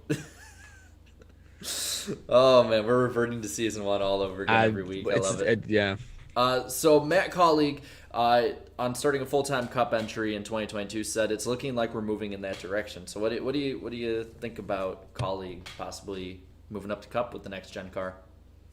I mean, I like it. It makes a whole lot of sense, obviously. And I think this is just another great example of, Matt Colleague Racing's only been around in the Xfinity series since about, 2016 or so. So it's not like they've been around for that long, but they're clearly racers. They're familiar. Yes. The people who work there, they're very familiar with the sport. And I think you look at, obviously Colleague possibly joining the sport in 2022, Hamlin and Michael Jordan starting a team next year. Justin Marks, a guy who's been racing not only NASCAR but plenty of other series for decades, starting a team next year as well. I think the fact that you got guys that are familiar with racing trying to get into the sport now, get into the Cup Series now, I think is a great endorsement of what the next gen car is going to be able to produce, as far as how it's changing the business model and how much it's going to be more affordable to be competitive. I think that's great. I mean, there's a lot of negatives about the next gen car as well. The fact that the teams aren't going to be able to build them and kind of personalize them. The fact that there are people whose jobs probably are going to be going away as teams downsize. But at least it seems to be winning people over in the fact that it's going to lower the cost of running a competitive race team. So I'm at least excited about that there's another potentially competitive race team being added to the Cup Series, hopefully in a couple of years, but I guess we'll just wait and see. Well, and you look at how fast they rose up in the lower divisions, and I believe it was 5 years. So I'm not going to say they're going to do that in Cup. It's going to take some more time just because it's a much tougher division to rise up in. But if they can be around a 20th place team in their first year, I think that should be considered a good win at that point. My question is just who the driver is going to be, because I think they're going to probably use 16. But are they going to have Allmendinger come up? Are they going to have Haley drive the car? That's my big question. The driver is the big question for me. Yeah, I think Justin Haley would be on their list. I actually was toying around earlier in my video today with the idea of AJ Allmendinger, just because they are adding more and more road courses to the schedule. This could be a pretty impressive comeback story for AJ Allmendinger if it's something that the two sides can agree on. He could have his best season in Cup to date if he came back in 2022 the way the schedule is working out. But we'll see. I think you're right. I think those are the first two drivers I'd look at. I think in my silly season predictions, I had threw out the idea of AJ Allmendinger doing some stuff with Spire, as a collaboration of Colleague Racing, maybe doing some stuff with the money team if and when they show up. So, sounds like something like that might happen, just not in the exact way I said. Yeah. No, I just the fact that we're gonna have like basically 3 new teams. I know they're kind of using resources from other ones and just building off some other ones. The thing with Matt Collig and his team though, like they want to be competitive. They don't want to just be another team out there. They want to be winning races. I know that like they want to. I just think right off the bat it probably wouldn't be realistic to think that they would. Yeah, and I think that's fair too. Like they didn't start out that way in Xfinity. They've slowly worked their way up. They've been enjoyable to watch because we haven't seen a team like this in a while where they start off as, just out there and then they slowly become more competitive and start winning races. Yeah. So Danny, I wanted to wait for you to get back before going into this fully. Okay. Jim Utter versus the world. Danny, I think you should lead us into this one, knowing seeing who it's about overall. So applaud to Alex Bowman for the way he's handled all this. Like, he could have been, pretty pissed. His sponsor for next year, Ally Racing, Andrea Brimmer, one of the main people at them, she was not happy at all with Mr. Utter's remarks. I mean, she basically said, hey, Utter, you can add me to people you got to block too, so go ahead and do it. Which I'm like, you know what? If I wasn't already blocked for who knows what real reason, I probably would have been blocked this weekend. So I already, OG being blocked all the way back in 2015. I can't even remember why. And the thing I don't get with him and why he blocks literally everybody, like I block some people too, but it's because of ongoing things with them. Like, you can just say the wrong thing and you're blocked by him. Yeah, I've noticed that. Question really quick, seeing I might be able to get the screen back on. Can I make a new source on OBS while we're live? Because if that's the fact, I'll just make one now and see if I can get us back on. Or can you even change it to something else and change it right back to Zoom? You can definitely add another source. Just, I don't know, just make sure you don't accidentally put up a window you don't want to put up. Hide your internet, Jarrett. All right. Let's see. Well, I only have the YouTube studio, so we'll only see what the commenters are saying. So don't say anything incriminating. I'll be doing that. Eric, what do you think, man? It seems Well, for people who didn't see it, he put out just a couple of insensitive tweets after Alex Bowman. They caught it on the broadcast. Bowman making reference to him being anxious in the car, and I didn't know anything about Bowman if that was a long running thing or not that he was actually like battling with, that like beyond just this race. I didn't know much about it, but certainly I don't think very many people knew much about it, and so for him to make light of the situation the way he did repeatedly on Twitter, that's the big thing. For us to not know anything about it, it's no position to make any kind of joking remark about it. Yeah, his excuse was that Bowman was kind of joking about on the radio. It's still, if you don't know enough about the situation yourself, which he certainly didn't because nobody did, it's still not time to make that comment. So I think it was right for people to call him out on it. Jim Utter has, a bit of a reputation for just kind of rubbing people the wrong way, and this is another example, I think, of that. The best kind of like equivalent to that I give is like, if I'm not feeling good about myself and I say, dang, I'm so stupid, why'd I do that? I'm not expecting me to then look up and another person say, yeah, you are, you idiot. What's the matter if you stupid? I'm not expecting that to be made, directly at me if I just said that, And I have to admit, it was pretty cool seeing like everybody in that moment just came together. Like all social media areas, they all came together and being like, dude, like why? Like, I think it was Philip DeFranco. It says, don't be stupid. Like, that's basically where it's at this point. Everyone's just like, seriously, dude, like, why? Why now, put that? The part that's more controversial is like, okay, but what needs to be done after this? Like, I think I'm calming down a little bit more. Do I think the man needs to be fired? No, not really. No. Does he need some kind of sensitivity training? Maybe. I don't canceling somebody, and being critical of someone is not canceling. Like that's something I think a lot of people need to to understand. Like, being mad about something or not liking what somebody said is not canceling somebody. It's trying to get rid of them off their job is what I don't like. I do think whether it's NASCAR needs to do, like, I don't know, when COVID's no longer an issue, a few race suspension. If it's motorsport needs to do something, step in. I don't know. I feel like it just shouldn't be swept under the rug and be forgotten about. Because here's the thing, and I don't want to say this to start any kind of, the YouTubers think they're media people controversy. If it was one of us who said that, we would have been scraped over the coals, kicked out to rot, and we would have never had the opportunity to even have a hot pass again. None of us have ever had media pass, well, except Eric at one time. But like, we don't get media pass or anything like that, and that would have definitely not happened if it was one of us who said something like that.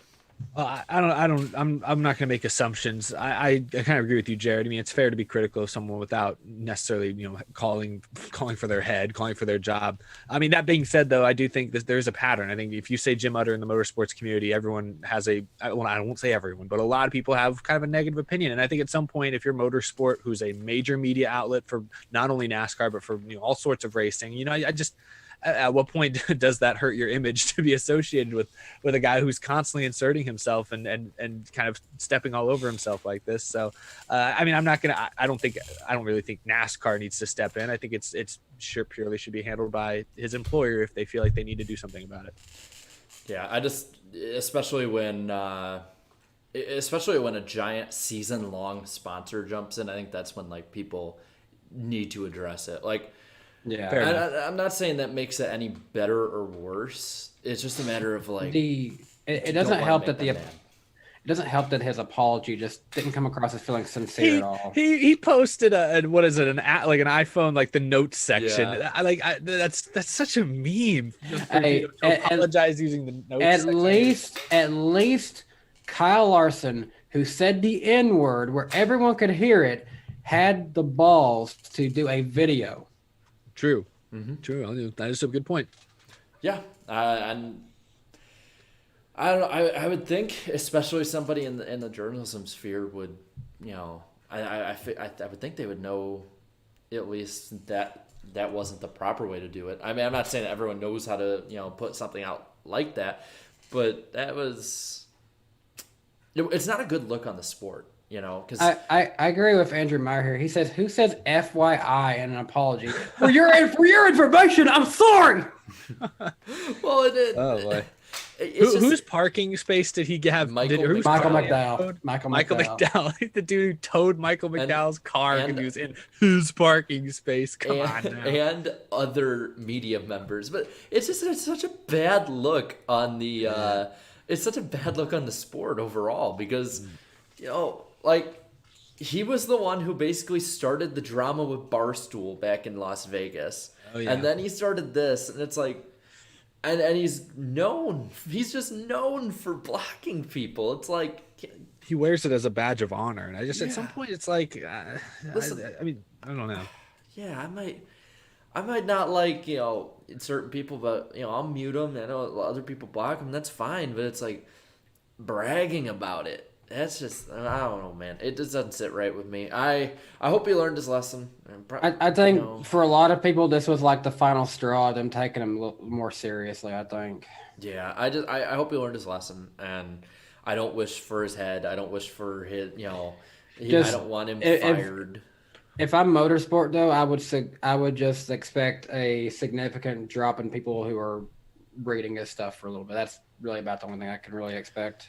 Yeah, I'm just, don't cancel them. I want people to learn from their mistakes. If they can't, then go from there. But it's like I feel like with him though, like we just got to start and do something because it feels like it's been going on and it's got to the point where he feels like it's like oh, I'm Jim Utter. I'm one of the biggest people in NASCAR media. I can make this joke and then be back to doing business. So yeah, I don't want to I want to put words in his mouth right now, and I don't want to think that he had, because he might have just thought it was a joke, and it just wasn't. It wasn't a joke at all. It's like he tweeted it one time, and then it's like, oh, did they not get it? Okay, let's try it again.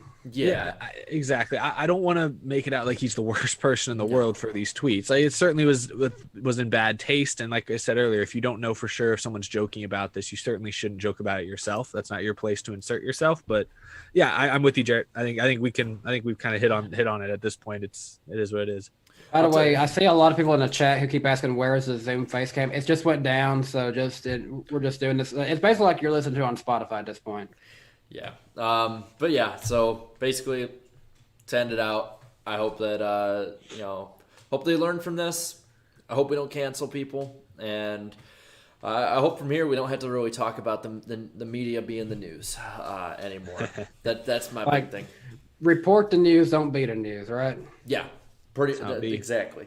And well, the news this week is going to be talking about Kansas. So I guess we should probably work our way towards picks. So, we got who's gonna suck, dark horse or / underdog, and winner. And by the way, if you're new here, chat, you're part of this.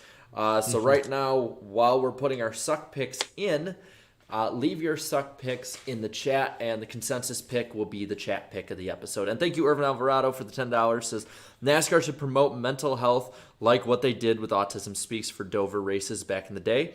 Everyone from drivers to fans should not cross that line. I think that'd be a good idea. I hope they spotlight it. I would be all for that.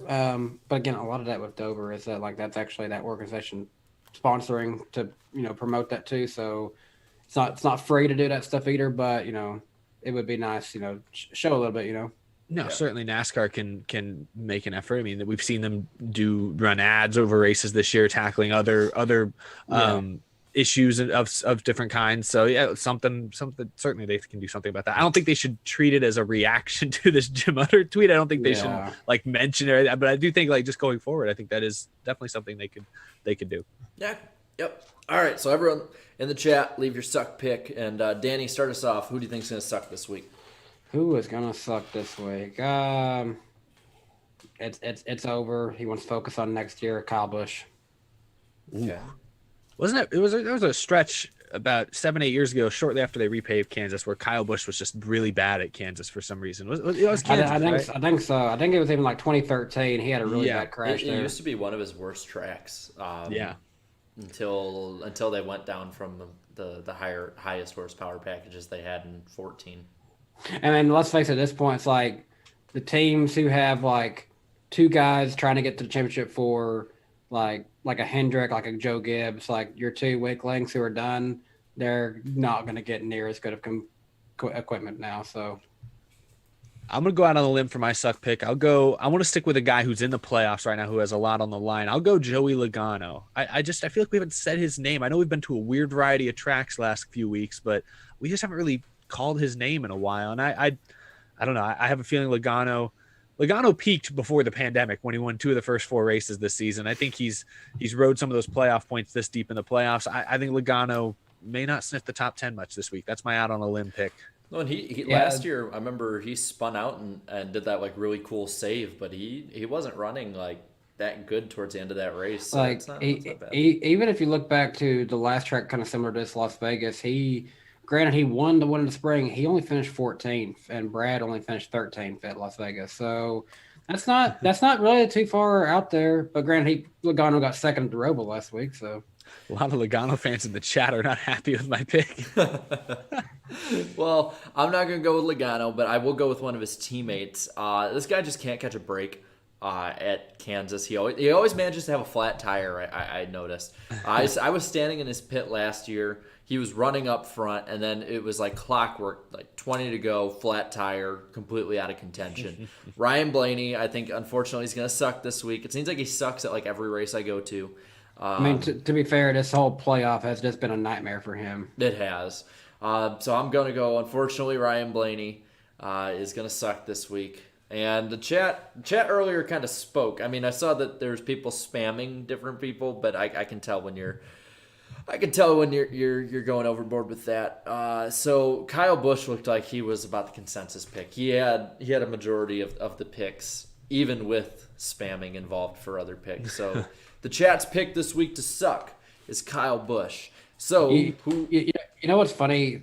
Hearing you talk about Ryan Blaney, I'm looking at the playoff standings. Despite going out in the round of 16, he's currently ranked 11th on the playoff standings on a NASCAR app. Wow. Good for him. He might get a top 10 points finish this year. I mean, it won't mean much after being eliminated right away, but he'll still get it. So dark horse picks. Let's just go same order. Chat, leave your dark horse / underdog pick in the chat from this point on, and I'll keep track. Like I said earlier when we were picking, like, who do we think is going to make it a championship for? Like, this is the only chance that the 88, I think, has to try to win this one. So I'm going to not have them winning it, but this is definitely their underdog race. Yes, you picked Bowman in some way. I like it. I actually will go with someone outside the playoffs. I do think both Kurt Busch and Alex Bowman, the two guys in the playoffs that I think need to look at winning, I do think they're both going to have strong performances, without a doubt. But my pick, I'll go outside the playoffs. Underdog, I'll go Tyler Reddick. I think Kansas is a track, the groove can widen out a little bit, and I think at other tracks this year where that happens, I think Tyler Reddick consistently sneaks into the top 10 and might even have a shot at top 5 in this thing. That'd be awesome, because I'm taking my dad and I are going to this race this weekend, and he's like latched on to Tyler Reddick. He's a big fan of him, and that would be awesome. Like I hope he's wearing his Tyler Reddick hat when we're there. My underdog / dark horse pick this week is a person that's also outside of the playoffs at this point. Got eliminated earlier, but he's shown some speed at a few tracks so far, and shown to be better at the end of this year. Shown to be better actually at Kansas in a lot of ways. I'm going to go, I mean, he ran up front last year too, had some pretty good moves. I'm going William Byron. I think William Byron is somebody who can sneak his way into a win if things go right. And, he's proven that things can go right for him this year. So let's see. I'm going to scroll through the chat. I'm not seeing anything really in here. I'm seeing a lot of Timmy Hill, Michael McDowell, Nemechek. God. You know what? If Timmy Hill is the chat's pick, Timmy Hill can be the chat's pick, but it seems like it's the same person every time. Yeah. There's one guy for Bowman, Zane Smith. Okay. Yes, he's making his first start. Didn't you know? I mean, Haley Deegan's making her first start in trucks this weekend. How do we not even talk about that? I mean, we talked about it last week, and there's my thing with because that There's personally another one for Alex Bowman. Bowman. I don't for Haley Deegan's first start. I don't think there's really more much Bowman. to say. It looks like Bowman is the consensus pick. But for her first start, I think if she finishes in the top 20 and keeps runs as many laps as possible, gets as much seat time as possible, I think that's a successful night or day. I can't remember. They switched it up. Yeah, just keep the truck clean and it'll be okay. Yeah, and I see people saying we're sleeping on Jones. I was singing Jones' praises earlier in the episode. I would not put it out of question of Jones coming up there and competing for a win. Like I said earlier, though, when you got Truex and Hamlin continuing to get to Phoenix, yeah, they ain't gonna give them the best cars. And why no Cam? Well, it's just because it went down on us. Sorry about that. So chat, while we're giving our picks right now for who's gonna win, leave your picks for who's gonna win. Danny, who's gonna win this week? I'm gonna go with. Again, y'all know who I'd love to see win. Got him as an underdog, but I'm going to go with Hamlin to win this one. Ooh, okay. Yeah, I can't go against Denny Hamlin. Won there earlier this year. I don't know that it's going to be him or Harvick. I have a feeling. I feel like they've been so strong at the mile and a half this year, and I'll go Denny Hamlin as well. Well, this rarely happens on the podcast. We have peace and unity with our win pick. I'm going with Hamlin too. Last year, just seeing how he was able to come up there, get that win at the end of the race last year. And the conditions this year seem to be about the same. I think it's going to be a high of 70 during the day, but it's going to be in the 60s, probably a little windy. Are you taking your girlfriend with you? No. I'm taking my dad. Okay. How I was going to say she would be very happy if that happens. Oh, yeah, she would. She definitely would. But Hamlin just has been... He has this track. Like it feels like he kind of owns this track. He won here last year, won earlier this year. I mean, he's just. And even if you look back to Las Vegas, like it was. Yeah. even though Kurt Busch won, it was looking like it was going to be Hamlin versus Bowman. That's the two cars. And Hamlin really had beat. the superior car in that race. Yeah, he had the superior car. I think Bowman had the better pit crew. They got him out ahead of him, but I think Hamlin would have caught him in that one. Yeah, I think you give maybe 4 more laps in that race. Hamlin has the Unless the 88 can find wherever Greg Ives hid that Auto Club car, then I think Hamlin's going to win it. I don't know. I think that one went away with. I think it's been locked down with restrictions since the pandemic went into effect. But yeah, and I'm looking in the chat. There's COVID all over that car, Alex. I'm looking in the chat, and obviously people are now trying to put in like spam ones, but it looked like Denny Hamlin was the pick in the chat too. It looked like it. Yeah. This is the first time since we got the chat doing picks with us that Denny Hamlin has been their pick, but that we have a complete consensus. Everyone is picking Denny Hamlin this week, which inevitably means he's gonna choke. Yeah, that's how it works. That's always how it works. So, by the way, Carl Singleton came in with $2. He said, "Does anyone here like country music?" Well, I live in Nashville, so yeah, I gotta like country music. So no. I like country. I like metal more and rock. I listen to country. I definitely like older school country more than what it is today. Like old school Hank Williams, like the first Hank Williams on my phone. Occasionally there will be some like newer country I like, but I think the reason I like it is because it's more similar to rock now than it used to be. Yeah, I've noticed that. Overall. They've had a lot of those artists at a lot of races. But yeah, this is amazing. Like, wow. This has to be like hurting the chat right now, just to see how many like people are having to pick Hamlin, because I know that not everyone in this chat likes Hamlin. I mean, the thing is, like, we probably get the most flack for being like fans and liking drivers and being biased, but we're still going to admit, when we know what's going to happen, it's probably going to be Hamlin winning it. So, yeah, because we all hate Hamlin, but we picked him. And I apologize, Danny Delivers. I honestly don't want him to choke, but I mean, there's people picking Joey Gase in there, man. He's on the verge. He's on the verge. You never know when that rainstorm's going to hit and Joey Gase is out front, guys. Is Joey Gase even in the race this week? I don't even know. We'll see. But yeah, I think that about wraps it up. I'm looking through some of the stuff. I don't see any open spots of anything left, unless there's anything that popped up. We got started a little late and we're wrapping up a little early. Yeah, that's surprising, but we're still an hour 50 minutes, so that's good. But I see we still got, even with the screens off, we still got over 300 people in here. So guys, next week be sure to be on Danny's channel next Wednesday. Hi. Yeah, wait, what? I said hi. Oh yeah, yeah. Be sure to be on Danny's channel. You can't see me right now as I'm like pointing to where he would be in the Zoom meeting, but be sure to tune in. If you can't, be sure. I don't have the link in there yet. I'll add it in when I get home tonight. Listen to it on Spotify if you can't make it onto the live show, or listen to it on YouTube again. You have a TikTok? I'm seeing that in the description. Yes, of this video. I do have a TikTok. I barely post on it, but I do post on it. I never post on mine, but I do have TikTok. I'm watching this. It's What does Jarrett have on TikTok? There's copyright material. Don't play it yet. Oh. Don't get me in trouble with the copyright gods. We're almost out. All that friendly super chat donations out the window. But thank you guys for watching. All 300 of you in here. We're gonna be back next week, better than ever. It's gonna be fun. Got some guests that if it gets lined up, I think you guys are gonna be losing your mind. Keep updated. Keep updated on our community tab, as well as on like socials, Twitter, Instagram. Twitter, Instagram, TikTok.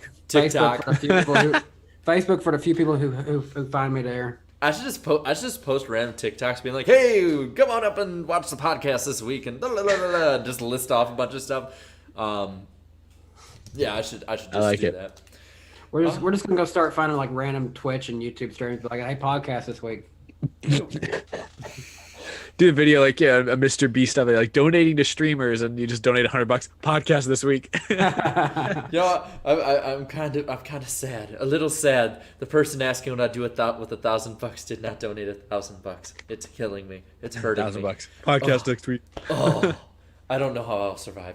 You spend it on Hot Wheels. Yes, That was Mr. Beast. He's been scouting you.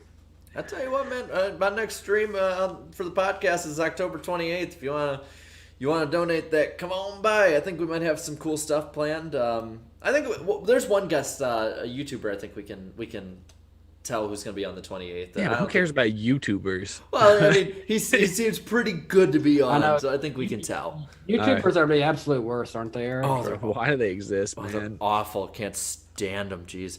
But David Land's going to be on the 28th. Maybe with another guest coming on. We'll just have to wait and see. But just keep updated. It's going to be a fun one.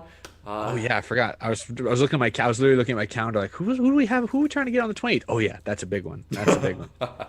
Yeah, it's him. Oh yeah, that's right. I think now's a perfect time for an exit with a Dale call. What do y'all think? Yes. Cover your ears. Please do.